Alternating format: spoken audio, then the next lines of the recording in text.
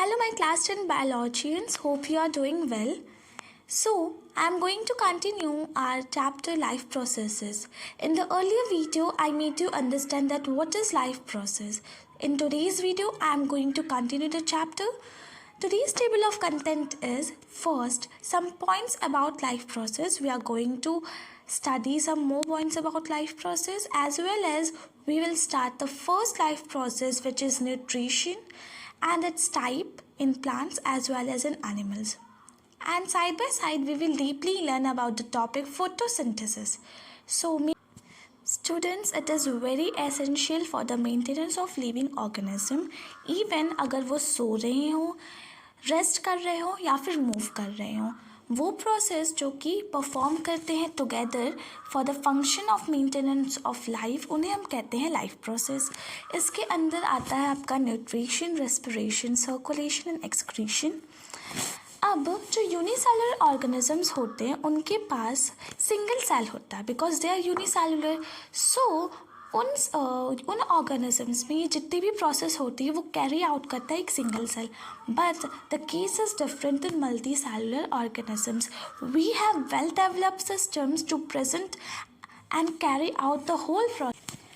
Now let's see the processes that comes under life process. The first process which comes under the life process and essential for all the living being is nutrition. What is nutrition? Nutrition is the process from which we intake food and utilize it.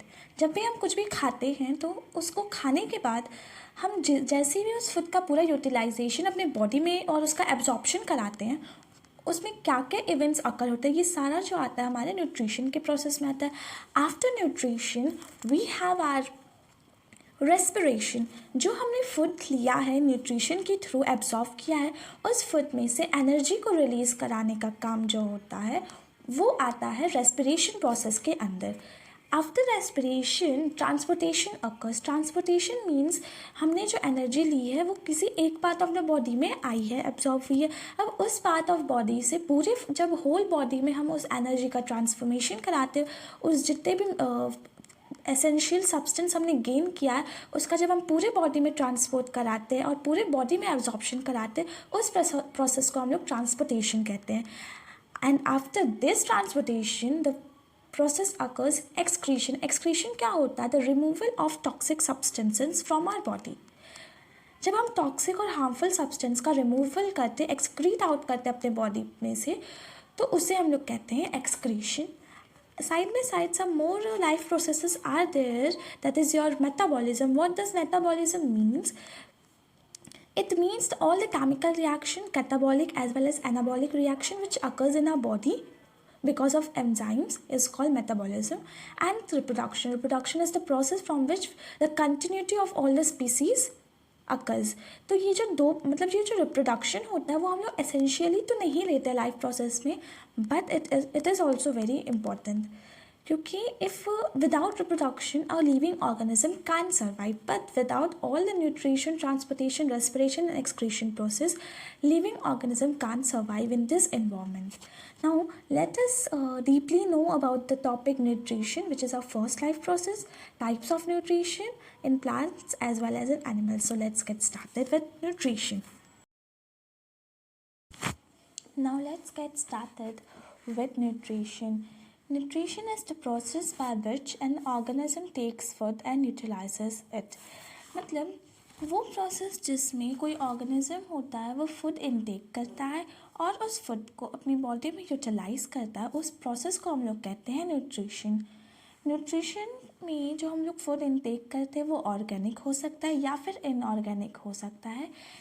अब इस nutrition का need क्या होता है? The need is organisms need the energy to perform various activities. जो organisms होते हैं अलग अलग तरीके की एक्टिविटी को परफॉर्म करने के लिए उन्हें चाहिए होता है एनर्जी, और वो जो एनर्जी होता है वो यही न्यूट्रिएंट्स उन्हें प्रोवाइड करते हैं. ऑर्गेनिज्म को बहुत ही वेरियस तरीके के रॉ मटेरियल्स चाहिए होते हैं ग्रोथ करने के लिए, एज वेल एज अपने आप को रिपेयर करने के लिए. ये जो रॉ मटेरियल्स होते हैं वो न्यूट्रिएंट्स के द्वारा प्रोवाइड किए जाते हैं. If we talk that what is nutrients, so the materials which provide nutrition to organisms are called nutrients. वो मटेरियल्स जो कि न्यूट्रिशन प्रोवाइड करते हैं किसी भी ऑर्गेनिजम्स को, उन्हें हम कहते हैं न्यूट्रिएंट्स। अब न्यूट्रिएंट्स जो होते हैं वो 2 टाइप्स के होते हैं, एक होता है आपका मैक्रोन्यूट्रिएंट्स और एक होता है आपका माइक्रोन्यूट्रिएंट्स।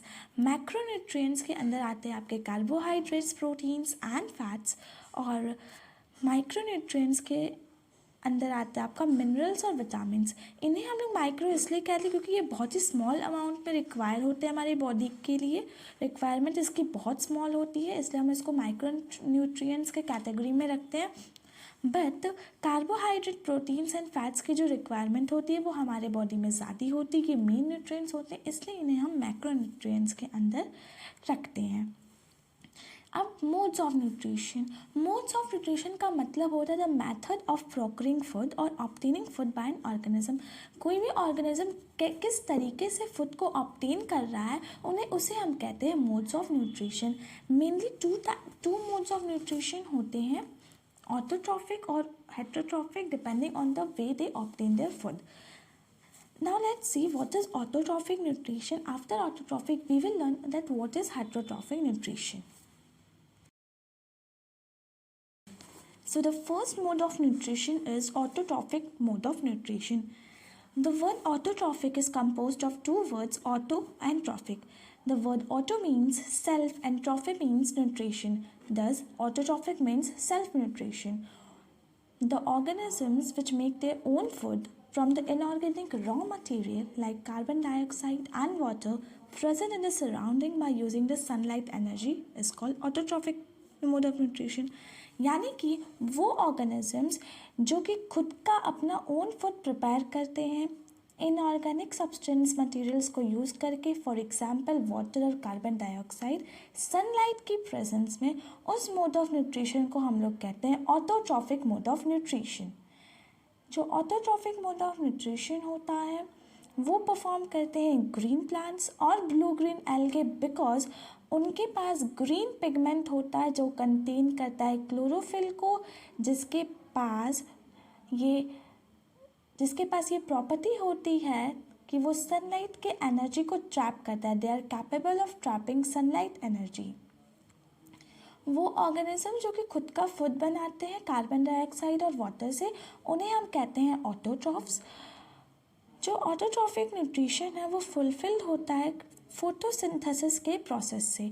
अभी हम लोग आगे बढ़ेंगे फोटोसिंथेसिस क्या होता है। ऑटोट्रॉफ्स में एक आध पॉइंट और जानते हैं, ये कि जो फूड ऑटोट्रॉफ्स बनाते हैं वही फूड यूज़ करते हैं हम लोग एज अ ह्यूमन बीइंग, और बहुत ही अलग अलग टाइप के एनिमल्स इस फूड का यूज़ करते हैं। So after autotrophic nutrition, the next topic is heterotrophic nutrition. The word hetero means others and trophy means nutrition. Thus, heterotrophic means nutrition obtained from others. The mode of nutrition in which an organism take food from another organism is called heterotrophic nutrition. वो mode of nutrition जिसमें जो organism होता है वो किसी और organism से food लेता है अपने यूटिलाइजेशन को कंप्लीट करने के लिए, उसे हम कहते हैं हेटरोट्रॉफिक न्यूट्रिशन। ऑर्गेनिजम्स जो कि ग्रीन प्लांट्स और ब्लू ग्रीन एल्गी को छोड़ के सब लोग heterotrophic mode of nutrition show करते हैं, बिकॉज ग्रीन प्लांट्स और blue green algae autotrophic nutrition show करती है, उनके पास होता है क्लोरोफिल। बट हेटरोट्रॉफिक न्यूट्रिशन में आने वाले ऑर्गेनिजम्स के पास क्लोरोफिल नहीं होता है। जो organisms heterotrophic mode of nutrition show करते हैं हम उन्हें कहते हैं हेटरोट्रॉफ्स। हेटरोट्रॉफ्स को हम लोग 3 अलग अलग टाइप्स में डिवाइड कर सकते हैं, that is your saprophytics, holozoics and parasitics. So what is saprophytic nutrition. Saprophytic nutrition में जो ऑर्गेनिजम्स होते हैं secretes the digestive juices on the food. The food is digested by it is still to be ingested. The digested food is then ingested by the organism. All the decomposers follow saprophytic nutrition. Saprophytic nutrition मतलब वो nutrition जो कि dead और decaying animals के through होता है। जब कोई organism जब dead और decaying animals के ऊपर lie करता है या फिर plants के ऊपर lie करता है अपने nutrition को complete करने के लिए, उस type के nutrition को हम लोग कहते हैं saprophytic nutrition. Now, what is holozoic nutrition?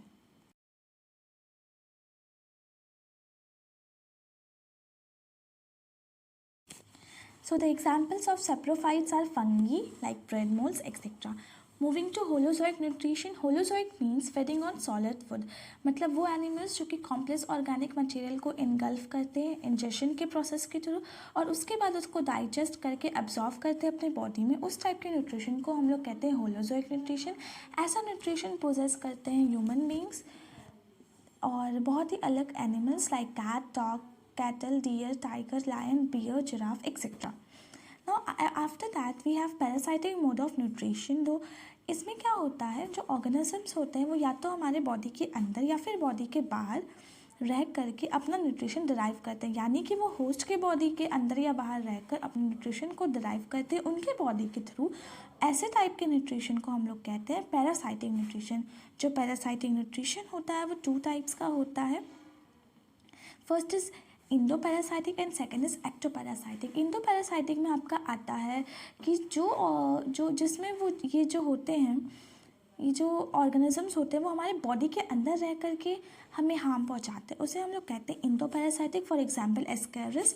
और एक्टोपैरासाइटिक में जब बाहर से वो लोग हमें हार्म पहुंचाते हैं, जब बाहर से वो पैरासाइट्स हमें हार्म पहुंचाते हैं, तो वैसे को हम कहते हैं एक्टोपैरासाइटिक. या for example Cuscuta, tick, etcetera. So students, I am going to end this video. We'll come back with another video with so many interesting topics. If this video was beneficial for you, so please do like, share and subscribe to this channel. Stay tuned. Until then, bye bye biologians.